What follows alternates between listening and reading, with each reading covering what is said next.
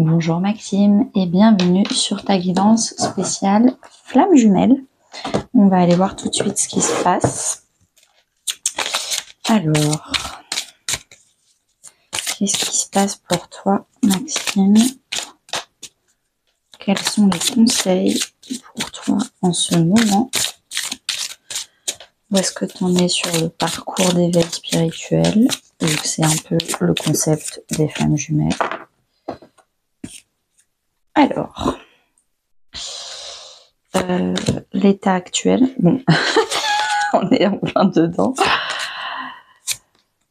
Je tire toutes les cartes et je t'explique après. Si tu veux faire avance rapide, n'hésite pas. En attendant, pour les parcours flammes jumelles, j'ai créé une formation à 20 € avec une vingtaine de vidéos explicatives et des exercices à faire pour avancer sur son parcours de façon individuelle. Parce que bien sûr, quand on est en parcours flamme jumelle, c'est un parcours individuel. On n'est pas du tout censé savoir ce que fait l'autre et on n'est pas censé s'y intéresser.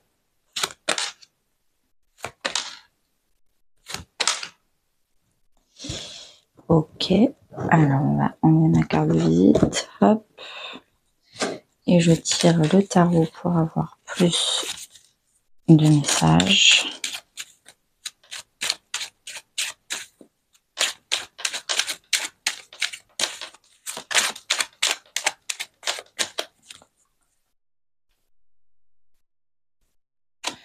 Hop, hop, hop, hop. Alors, dernièrement dans ton parcours, tu as fait beaucoup d'efforts. Il y a eu des choses il y a eu un petit ménage qui a été fait. Beaucoup de choses ont bougé. Des amitiés sont parties, un boulot a peut-être explosé avec ta famille. Je pense qu'il y a des choses où vraiment, des choses que tu résistais, que tu tenais avec la force, vraiment tu forçais des choses et en fait tout a éclaté parce qu'il fallait pas forcer. Il y a des choses, quand ça veut pas se passer, ça veut pas se passer. Et là, on te dit que c'est le moment de changer, de faire ce ménage-là, de continuer, même si on sait que t'es dans l'effort. Peut-être que tu es dans l'effort aussi parce que tu fais des efforts pour la vie des autres. Ça, c'est la blessure d'abandon. On passe son temps à faire des choses pour les autres, pour la vie des autres, pour les rêves des autres. Et toi, on te dit, bah peut-être que justement, tu exploses, t'arrêtes de vivre ta vie à travers les autres et tu fais du ménage, t'arrêtes ta blessure d'abandon de t'abandonner toi pour te sacrifier pour les autres. Et là, ça bouge en fait. Maintenant, tu te ressens sur toi, tu fais les choses pour toi. Ça, c'était dernièrement. Là, en ce moment, c'est cette colonne-là. Là, c'est le challenge. Là, c'est le conseil pour surmonter le challenge. Et là, c'est dans 4-5 semaines, l'issue. Donc là, tu as 4-5 semaines, un bon mois, pour comprendre le challenge, comprendre où est-ce que tu en es, appliquer les conseils et t'en sortir. Alors là en ce moment, tu es en plein dans le parcours flamme jumelle, parce que tu as quand même la seule carte flamme jumelle de tous mes jeux qui vient de sortir. T'es vraiment, tu te projettes dans le futur, tu te dis si je suis dans le parcours, dans le futur je pourrais me réunir avec elle, mais là pour l'instant je me fais rejeter, pour l'instant je ne suis pas à la hauteur, j'ai pas assez guéri. Avec le 5 de Pentacle, on est sur la blessure de rejet, avec la fuite, et donc c'est vraiment sur c'est vraiment le syndrome de l'imposteur. J'ai pas encore travaillé sur moi, j'ai pas encore fait ce qu'il fallait. Alors, est-ce que t'es runner ou chaser? Tu me l'as pas précisé sur le site internet, mais là pour l'instant, dans le passé, t'as travaillé ta blessure d'abandon. Là, on te demande de travailler ta blessure de rejet. Alors, si tu es chaser, je pense que ta blessure d'abandon, tu l'as travaillé dans ta vie perso. Et là, avec tout ce qui est projet et le 5 de Pentacle, la blessure de rejet, tu l'as dans ta vie professionnelle. Donc on te dit, là, oui, tu es flamme jumelle, mais on te demande de travailler, ou en tout cas toi, tu es en train de le faire là, de travailler plutôt sur ta vie professionnelle, de réaliser tes rêves, de te sentir à la hauteur, d'aller accomplir des choses où toi tu fuis pour l'instant, tu fuis tes rêves parce que ça te fait trop peur. Donc voilà, donc comme c'est une relation miroir, tant que toi, tu ne t'accompliras pas professionnellement parlant, la personne en face te fuira parce que tu es son rêve sentimental. C'est évidemment miroir. Le blocage. Alors, le blocage, c'est que du coup, il y a zéro changement dans ta relation avec la personne en face de toi, tout simplement parce que tu te trahis toi-même du fait de ne pas t'accomplir professionnellement parlant. Il n'y a pas de récolte, il n'y a pas d'avancée, il n'y a pas d'abondance financière et professionnelle. Tu es bloqué financièrement et professionnellement parlant parce que tu concentres, j'ai l'impression, ton énergie et en tout cas tes pensées, toutes tes pensées sont dirigées vers ta vie sentimentale. Et tu es en train de te trahir toi-même. On te dit qu'il faut que tu t'accomplisses, il faut que tu t'engages envers toi-même, envers tes rêves, envers tes envies, envers tes projets, envers tes dons et tes compétences.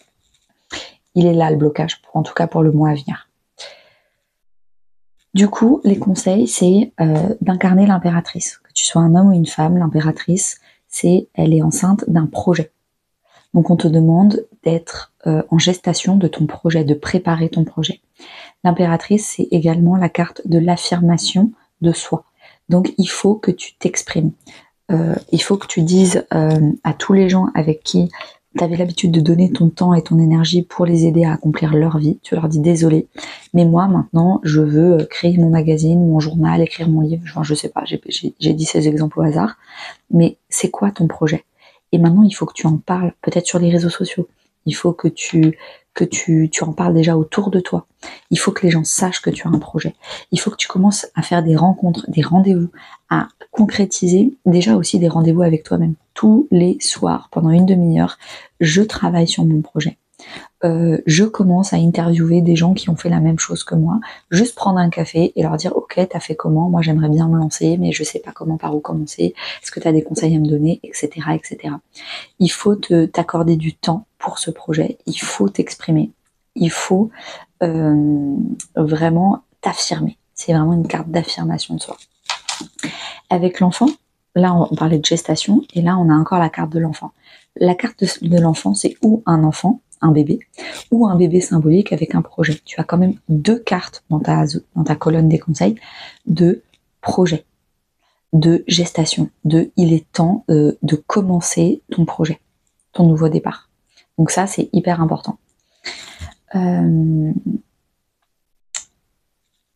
Franchement, c'est hyper clair. Hein. Donc moi, j'ai l'impression que tu es plutôt chaser. De toute façon, c'est généralement les chasers qui sont conscients du parcours, en tout cas. Pas du lien, c'est les runners qui sont conscients du lien en premier, mais les chasers sont conscients du parcours. Et c'est généralement eux qui font des demandes de guidance. Mais là, du coup, c'est vraiment, on te demande de te concentrer sur ta vie professionnelle et d'arrêter de la fuir pour que ton runner en face de toi arrête de te fuir. C'est en miroir.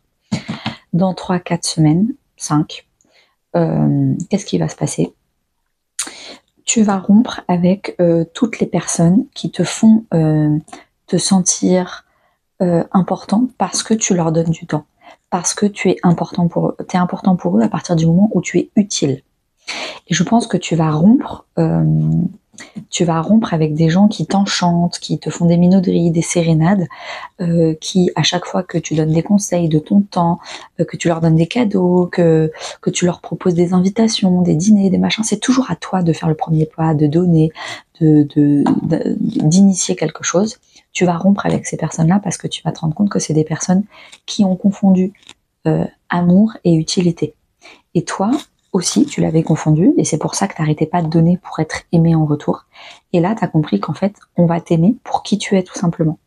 Il faut qu'on t'aime parce que tu as des qualités, tu as des défauts, parce que tu as un type d'humour particulier, parce que tu as un type de conversation et que les autres aussi ont ce type de conversation, mais pas parce que tu donnes de ton temps, pas parce que tu es toujours là pour eux quand ça va pas, mais ça, quand ça va, ils sont pas là pour toi.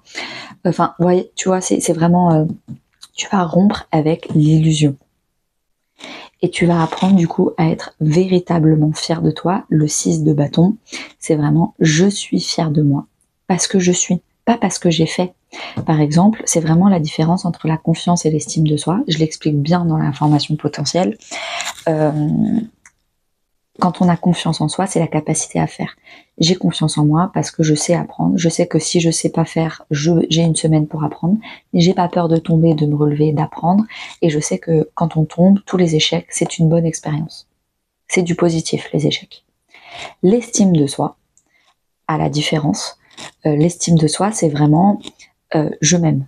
Je m'aime et je me valorise. J'ai de la valeur. J'ai de l'estime pour moi, même si je ne fais rien. Je m'aime parce que je suis et pas parce que je fais. Donc je m'aime et je suis fière de moi, pas parce que j'ai un boulot, pas parce que j'ai une copine, pas parce que j'ai des amis. C'est pas dans le verbe avoir ou le verbe faire. Je m'aime parce que je suis une belle personne, j'ai des belles qualités. J'incarne ces qualités. J'ai des valeurs. J'ai des rêves. Voilà. Je m'aime parce que voilà. Et même si pendant une semaine ou même des mois, je ne fais rien, je fais que du Netflix, etc. Même si je fais rien et je ne suis pas productive pour la société, je n'ai pas de valeur pour la société, c'est pas grave. Je m'aime quand même parce que je suis une belle personne. Et c'est ça en fait que dans un bon mois tu vas comprendre. Tu vas arrêter de confondre amour et utilité. Déjà dans ton entourage, et donc du coup tu vas couper, mais aussi tu vas rompre avec cette vision que tu as de toi-même, avec cette illusion que tu as de toi-même. Et tu vas enfin apprendre à devenir fier de toi parce que tu es une belle personne. Franchement, non. Je vais te tirer une carte conseil supplémentaire. Désolée, j'ai peut-être parlé un peu trop vite parce que je vois que la vidéo dure 11 minutes. C'est peut-être un peu expéditif. N'hésite pas dans les réglages YouTube à ralentir la vitesse du son. C'est possible. Tu fais vitesse 0,75 pour que ce soit un peu plus lent. J'étais tellement emballée par ton tirage que... Alors, chakra sacré, on te dit d'être fertile. Le chakra sacré, c'est vraiment la fertilité. Donc, on revient sur ton projet. Qu'est-ce qui te donne envie? Qu'est-ce qui te fait désirer de vivre? Qu'est-ce qui te donne envie d'ouvrir les yeux tous les matins en te disant, trop cool, je vais construire ça, je vais créer ça, et pour le monde, ça ira mieux. En tout cas, pour moi. On te dit de faire attention à un environnement extérieur nocif, encore une fois, qui a confondu amour et utilité, et qui sont pour toi des vampires énergétiques. Ils te pompent ton temps, ton énergie, ton espace mental. Et tu es en pleine guérison émotionnelle. Vis tes rêves. Il y a le mot rêve là qui est hyper important. D'ailleurs, le chakra sacré, il y a écrit maintenant. Donc c'est vraiment le bon moment pour toi de commencer ce projet. C'est maintenant qu'il faut commencer. Et l'environnement extérieur nocif, je pense que tu vas mettre tout l'automne, c'est-à-dire jusqu'à mi-décembre, pour dégager les personnes, ou en tout cas les voir, parce que parfois elles sont bien cachées. Et c'est pas des personnes qui sont mal intentionnées. Attention, quand il y a un environnement extérieur nocif, c'est pas une carte où les gens sont mal intentionnés. C'est des gens qui sont blessés et qui eux-mêmes dans leur famille ont confondu amour et utilité et qui ne savent pas que ce qu'ils font c'est mal. Tu n'es pas là pour leur apprendre. Tu n'es pas là pour les guérir. Tu es là, toi, pour aller vers des gens qui sont déjà guéris. Quand on est dans un parcours d'éveil, on n'est pas là pour éveiller les autres. On est là pour guérir nous-mêmes, accomplir nos rêves, c'est ça le parcours flamme jumelle, et aller vers des gens qui sont déjà en conscience de leur guérison. Ne perds pas ton temps à essayer de leur ouvrir les yeux parce que tu es accroché au passé et tu as besoin de réassurance, d'amitié de longue date, etc. On te dit que ces amitiés-là, elles t'ont appris plein de choses ce dernier cycle, mais là, il faut commencer un nouveau cycle d'éveil. Et malheureusement, il faut s'en distancer. Ça ne veut pas dire qu'il faut couper les points avec ces personnes-là, mais en tout cas, certaines personnes, oui, parce qu'il y a la carte de la rupture. Mais en tout cas, s'en distancer. Et tu vois, c'est un peu, on a des cercles d'amis. On a le premier cercle qu'on voit plusieurs fois par semaine, le deuxième cercle qu'on voit quelques fois, et puis le troisième cercle. On te demande, que ce soit de ta famille ou de tes amis, de faire les chaises musicales. Il y a plein de gens de ton premier cercle qu'on te demande de mettre au troisième. Pour laisser de la place pour le premier cercle, pour que l'univers t'amène des nouvelles amitiés. C'est vraiment l'adage, vaut mieux être seul que mal accompagné. Et là, tu es en pleine guérison émotionnelle. Si j'ai raison et que tu es vraiment dans la blessure d'abandon parce que tu es de chaser, c'est quand même 90% sûr que tu as le syndrome du sauveur et que tu vas vouloir sauver et faire ouvrir les yeux à ces personnes-là. On te dit non, ce n'est pas le but. Le but, c'est de te sauver toi. Chacun doit devenir son propre sauveur et tu dois guérir toi. Tu dois t'occuper de ton projet professionnel. et tu dois pas t'occuper de ta runneuse, et tu dois pas t'occuper des autres qui sont malheureusement dans des mauvais schémas. À la limite, tu peux leur envoyer des vidéos, c'est tout, leur proposer ma formation. Si elles ont toujours pas compris au bout de 24 heures, tu laisses tomber. Tu laisses tomber. On arrête le syndrome du sauveur. Ok, 3 conseils qui résument très bien la guidance, je pense. N'hésite pas à me faire un retour sur ma page Google et à me laisser un commentaire sur YouTube sur ce que tu en as pensé. Très belle journée à toi.